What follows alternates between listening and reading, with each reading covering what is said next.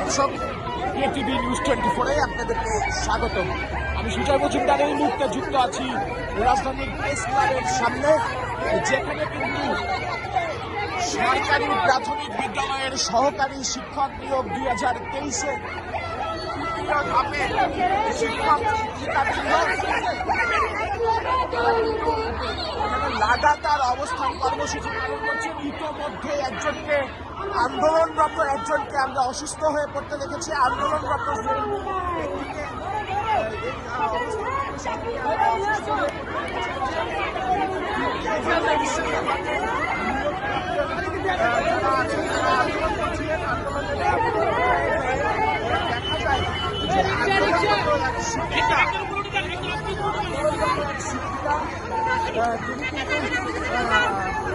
আন্দোলনের লাগাতার অবস্থান ধর্মঘট করতে যে অসুস্থ হয়ে পড়েন, অসুস্থ অবস্থায়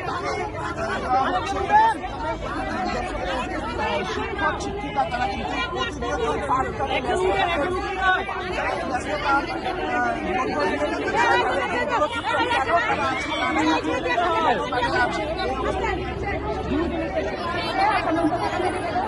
ক্লাসরুম ছেড়ে আপনারা কেন রাজপথে?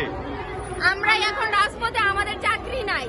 আমাদের হাইকোর্ট এটা রায় দিয়েছে আমাদের নাকি চাকরি নাই। সেই জন্য আমার কিছু বোনেরা, মানে একজন প্রেগনেন্ট বোন অসুস্থ হয়ে কালকে মার খাইছে, পুলিশের লাঠি পিটা করছে, করার কারণে সে বোন মানে সে অজ্ঞান হয়ে গেছে। অজ্ঞান হয়ে সে হসপিটালে ছিল। এখন আসছে, কিছুক্ষণ আগে আসছে।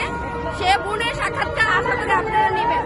আরেকটা বোন ওইখানে বসে আছে, তার পা ভেঙে দিচ্ছে, তারপরে সে পা ভাঙা নিয়ে আসছে।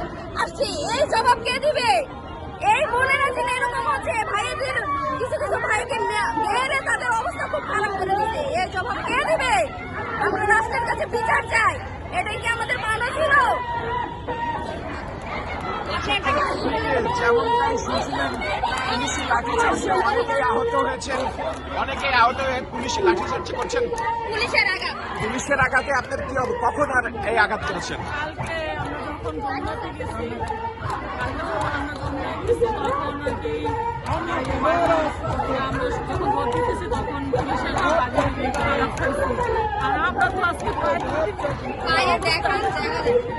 অসুস্থ, ঠিক আছে। আজকে আমাদের সাথে কেন বৈষম্য? আমরা তো এই বৈষম্য চাই নাই। আমরা তো বৈষম্যের জন্য, যে বৈষম্যের জন্য আমরা আন্দোলন করছি, জুলাই বিপ্লব করছি, কেন আজকে আমাদের সাথে সেই বৈষম্য হইতেছে? কেন আজকে আমরা দেশটা স্বাধীন করছি কি এই জন্য? আমাদের সাথে বৈষম্য হওয়ার জন্য? এটা আমাদের স্যারকে আমরা অনুরোধ করতেছি, স্যার আমাদেরকে একটু দেখেন, আমরা খুবই অসহায়।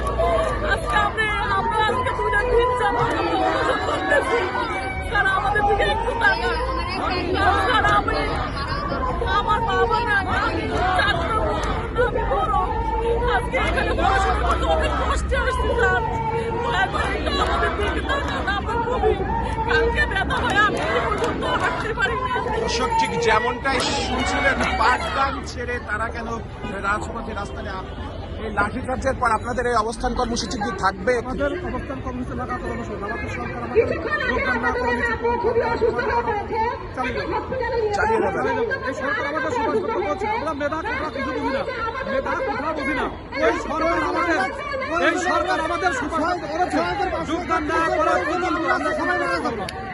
দর্শক, স্পষ্টভাবে বলে দিলেন সুপারিশপ্রাপ্ত 6,501 জন শিক্ষক, তারা কিন্তু স্পষ্ট জানিয়ে দিলেন যোগদান না হওয়া পর্যন্ত তারা তাদের এই অবস্থান প্রেস ক্লাবের সামনে থেকে এই পরিস্থিতি আপনাদের সামনে তুলে ধরছিলাম। কেটিভি নিউজ 24 ক্যামেরায় আমি সুজয় মজুমদার, কেটিভি নিউজ 24 ঢাকা।